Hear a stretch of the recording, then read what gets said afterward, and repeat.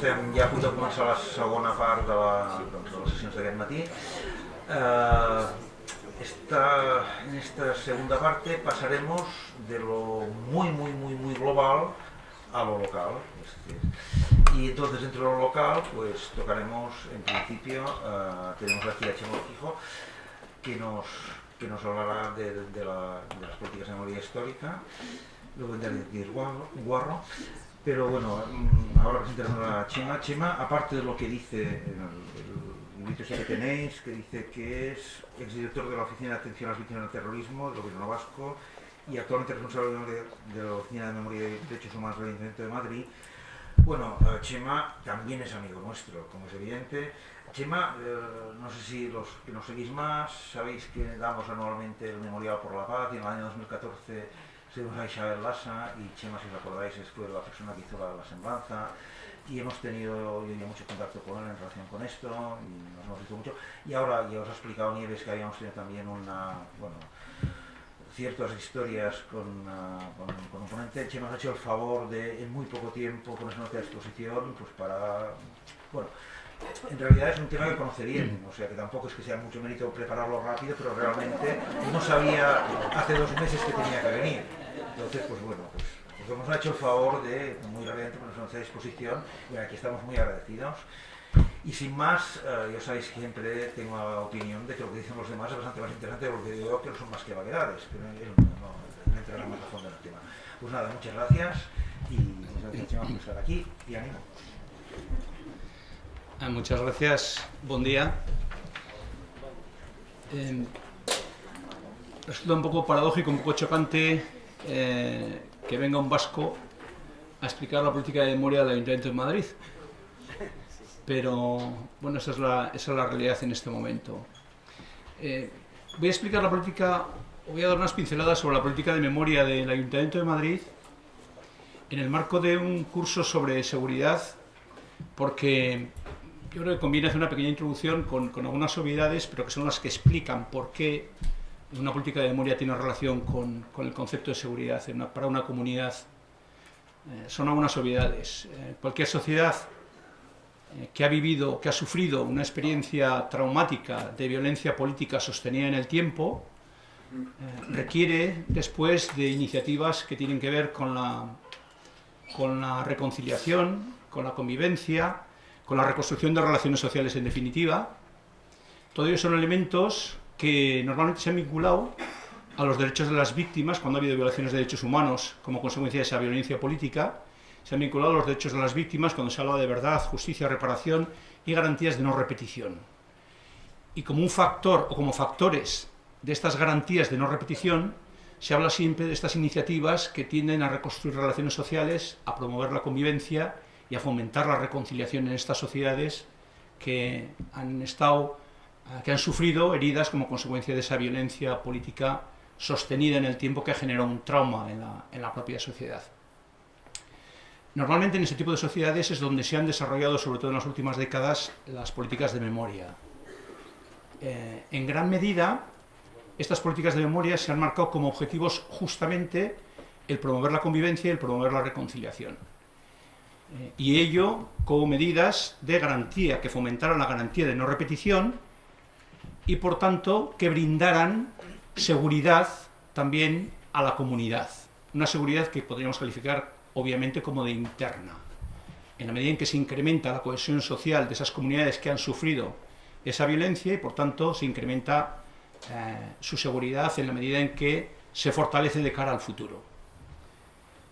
Cuando me plantearon el título de mi intervención, yo quise ponerle una interrogación al planteamiento de si las políticas de memoria contribuyen a la reconciliación y realmente contribuyen a los objetivos que en ocasiones se predican de este tipo de políticas. Es indudable que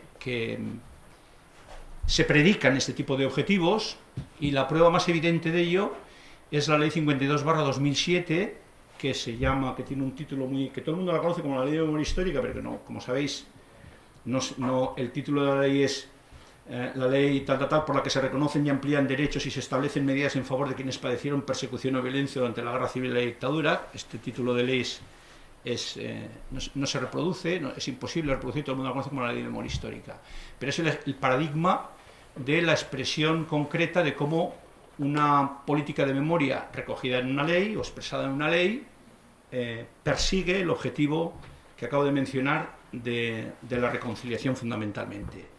El inicio de la ley en su exposición de motivos es clarísimo, habla del espíritu de reconciliación y concordia.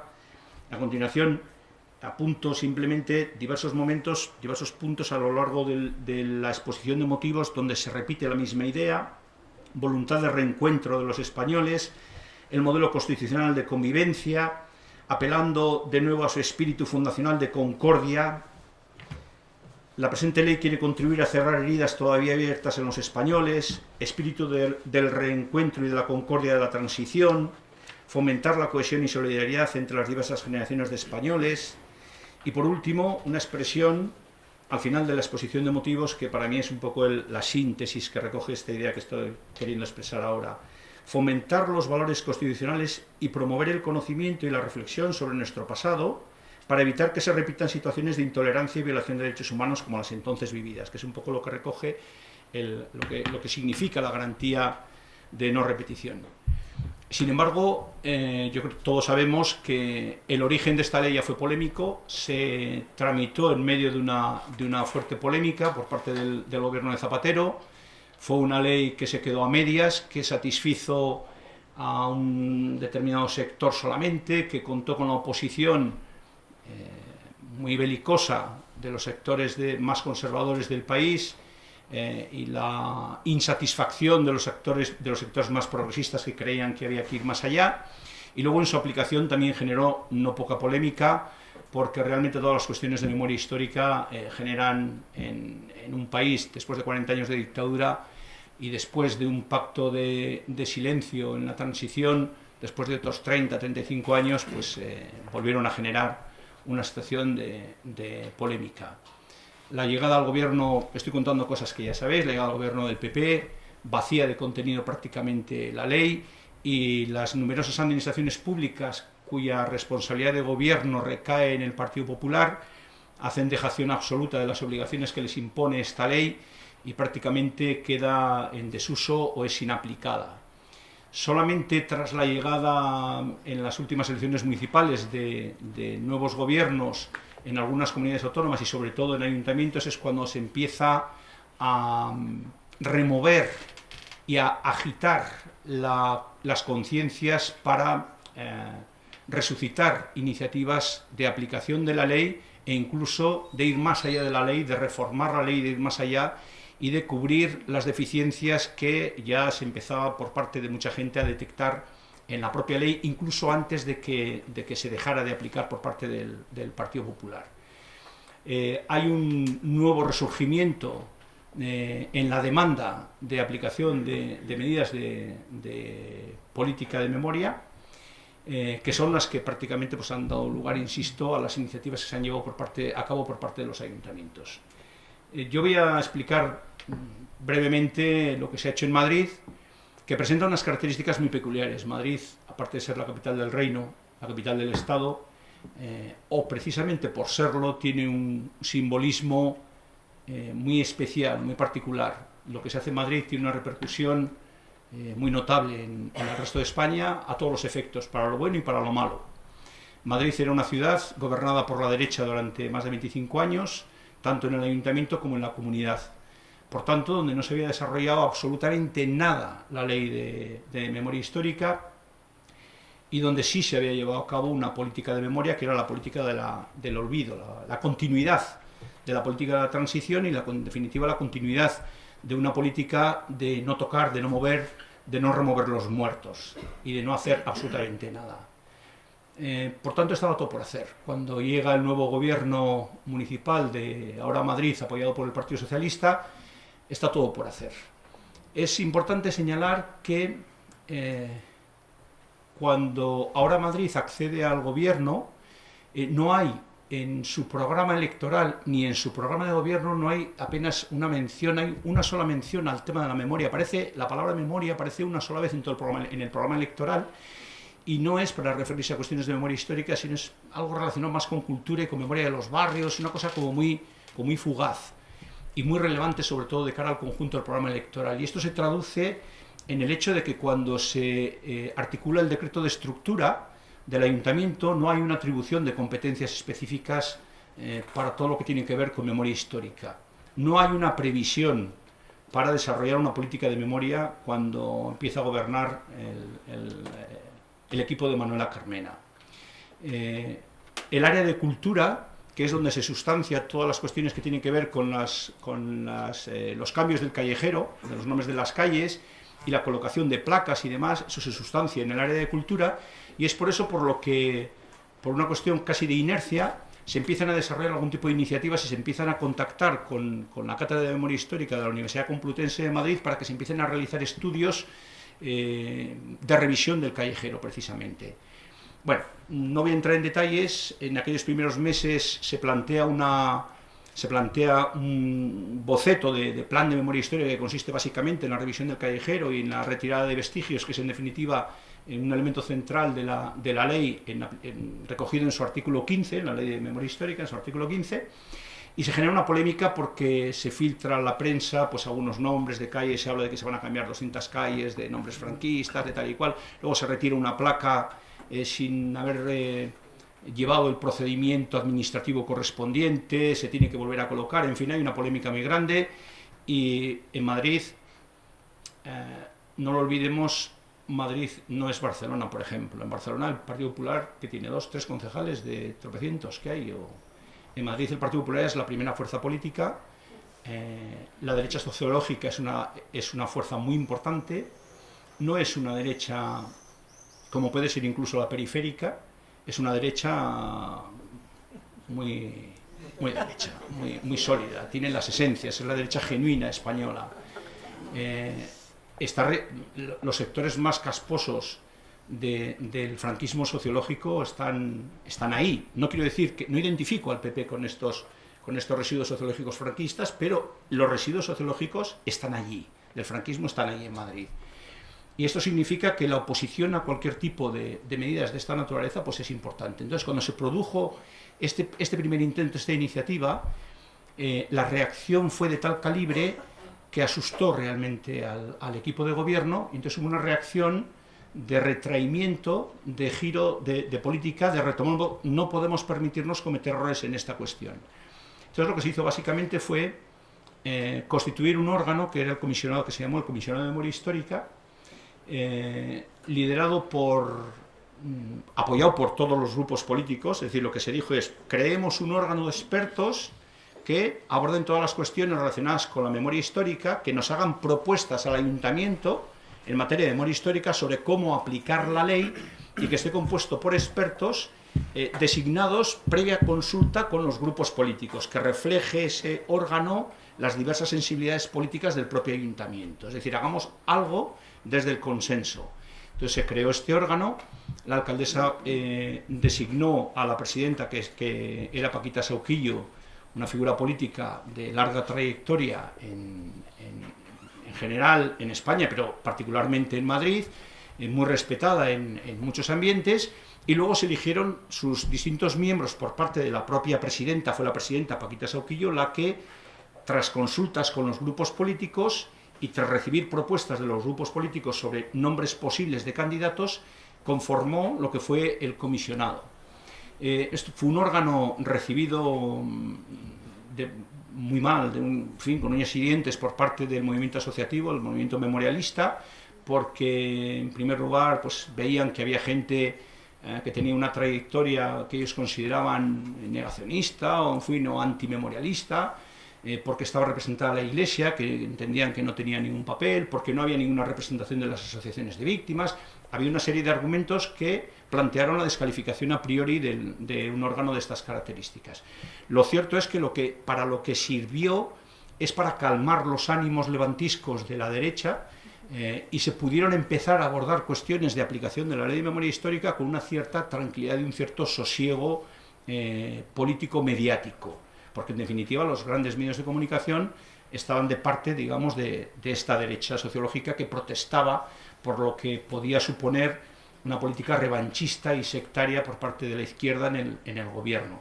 No hay que olvidar que estamos en un momento en el que, recién ocupado el gobierno, el ayuntamiento, por parte de Ahora Madrid, la sensación de que ha venido la abuelita con los desmadejados estos de las rastas y toda esta cuadrilla de jovenzuelos a desalojarnos de nuestro cortijo, estaba flotando en el ambiente de la derecha, y había todavía una sensación de cómo es posible que no se hayan desalojado de aquí, ¿no? Como de negación de una realidad, como sin querer admitir, obviamente en una fase del duelo todavía, pues sin llegar a elaborar del todo. Y es en ese contexto donde se produce la intervención de este órgano, de este comisionado. Las primeras actuaciones del comisionado van encaminadas, bueno, a lo más fácil, que es la retirada de menciones y distinciones honoríficas, medallas de oro, hijos adoptivos, etcétera, etcétera. Bueno, pues que era una cosa no muy trascendente, porque mucha gente no sabe ni que existen, no figura en ningún sitio, y era una cosa, pues bueno, no especialmente relevante. Con posterioridad se empezó a abordar aquello que constituía el núcleo fundamental de la labor del comisionado, por su simbolismo fundamentalmente y por la especial sensibilidad que la ciudadanía tiene respecto a este tipo de cuestiones, porque sí le afectan de una manera más directa, que era la revisión del callejero. El nomenclátor madrileño está trufado de personajes de muy dudosa condición y desde luego de muy dudoso mérito para figurar en lo que constituye o debiera constituir el reflejo de los valores que una comunidad debe mantener y debe sostener en cada momento histórico, ¿no? Y el Madrid del siglo XXI no se merecía determinadas figuras en su callejero, que de alguna forma recoge, insisto, refleja aquellos reconocimientos públicos que una comunidad hace a determinados personajes. Se acometió esta revisión fundamentalmente asumiendo un criterio que se consideraba fundamental. Se descartó realizar una limpieza ideológica del callejero y se acogió a la aplicación estricta de lo que determina el artículo 15 de la Ley de Memoria Histórica. El artículo 15 de la Ley de Memoria Histórica establece la obligación para las administraciones públicas de retirar del espacio público todos aquellos símbolos que supongan exaltación de tres hitos históricos, que son la sublevación militar, la guerra civil o la represión durante la dictadura. Lo que hizo el comisionado fue decir: vamos a examinar y vamos a valorar distintos nombres de calles y vamos a enjuiciar si la trayectoria vital de estos individuos que aparecen en los nombres de las calles, alguna parte de esa trayectoria vital supone o puede suponer exaltación de alguno de esos tres hitos históricos, prescindiendo por tanto de lo que sería una limpieza ideológica, en el sentido de que fulano de tal era un franquista, pero no encaja dentro de esos tres supuestos, porque no participó en la sublevación militar, no participó en la guerra civil y no participó en la represión de la dictadura. Era un franquista, pero igual era el ministro de Obras Públicas del año 67, y ese señor no encaja en los tipos del artículo 15 de la Ley de Memoria Histórica. Este fue el criterio que se utilizó. El resultado fue, se analizaron del orden de unas 250 calles. El censo que se utilizó para hacer esta revisión fue el de cualquier tipo de protesta o de cuestionamiento que se hubiera planteado por parte de la ciudadanía. Por parte de la ciudadanía en un sentido muy genérico, bien a título individual, bien a través de asociaciones o de las propias juntas de distrito. Cualquier ciudadano de Madrid que dijera: la calle, el Paseo del Prado hay que cambiarlo porque lo de esto del Prado... Hubo unos que dijeron que la avenida Barcelona era franquista porque se había puesto el nombre durante la época de Franco. Es igual, nosotros lo recogíamos y elaboramos el censo a partir de cualquier tipo de protesta o de cuestionamiento que hubiera llegado al ayuntamiento en el último año y medio. Entonces llegaron a ser unas 250 calles que se analizaron. Obviamente algunas se descartaba inmediatamente, decía, esta no ha lugar a la revisión, y en 3 o 4 segundos, porque era como muy evidente. Y hubo otras muchas que exigieron estudios en profundidad de carácter histórico, de quiénes eran esos personajes, de cuál había sido su biografía, su trayectoria, para indagar si efectivamente concurrían esos requisitos que he mencionado en el artículo 15 de la ley. El resultado final fue 52, una propuesta de modificación de 52 nombres de calles. La verdad es que fue un trabajo complicado, pero lo cierto es que contó el resultado, cuando se presentó en el Pleno, contó con el apoyo de 3 de los 4 grupos políticos que hay en el Ayuntamiento de Madrid. Votaron a favor Ahora Madrid, los socialistas y Ciudadanos. Y no hubo ni un solo voto en contra, porque el Partido Popular se abstuvo. Algo debió hacer bien el comisionado cuando consiguió concitar un nivel de consenso inaudito en una ciudad como Madrid, en una cuestión tan sensible y tan delicada como es el de la memoria histórica. Cierto es, y cabe destacar, que no planteó tantos problemas decir que retiraran a un señor como plantear la alternativa de cuál era el nombre que proponíamos en su lugar, porque el comisionado lo que hizo fue decir que le retiren que retiren este nombre de calle, pero nos parecía que era incompleto decir que le retiren a este, decíamos, y que pongan este otro nombre sustitutivo.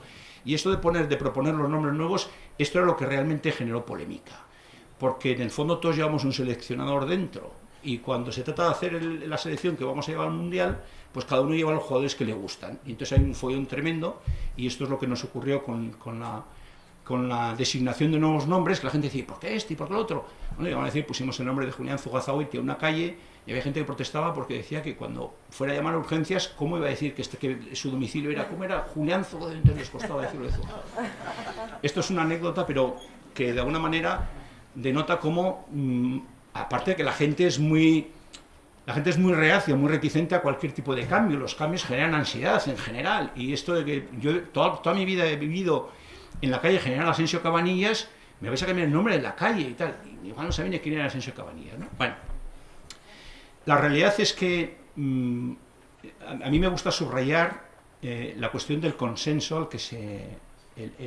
la legitimidad del acuerdo del Pleno a la hora de apoyar la revisión del nomenclátor madrileño. La oposición real estaba en otros lugares, en sectores bastante más ideologizados desde la perspectiva